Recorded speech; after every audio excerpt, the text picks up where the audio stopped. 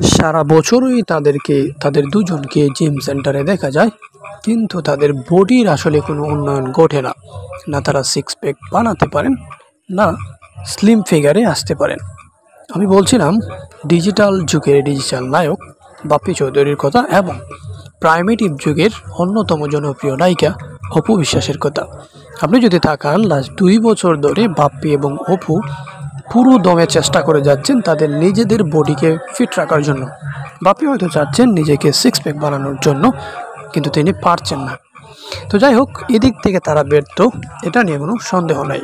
আমি যেটা বলতে চাচ্ছি সেটা হচ্ছে বাপ্পি আর অপু বিশ্বাসকে আমরা নতুন করে একটি সিনেমায় দেখতে চাই। যেহেতু দুজনই এই মুহূর্তে ফ্লপ নায়ক নায়িকা, তবে আমি চাইবো কোনো ভালো পরিচালক, বিগ বাজেট এবং ভালো প্রোডাকশন হাউস থেকে নতুন করে বড় পরিসরে কোনো সিনেমা নিয়ে এই দুজন আসুক।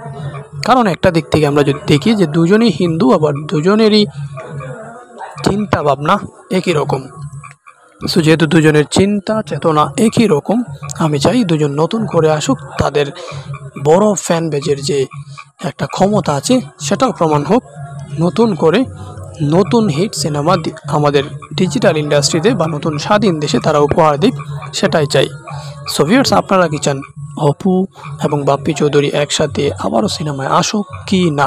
কমেন্ট করে জানিয়ে দিন আপনার মতামত কমেন্ট বক্সে।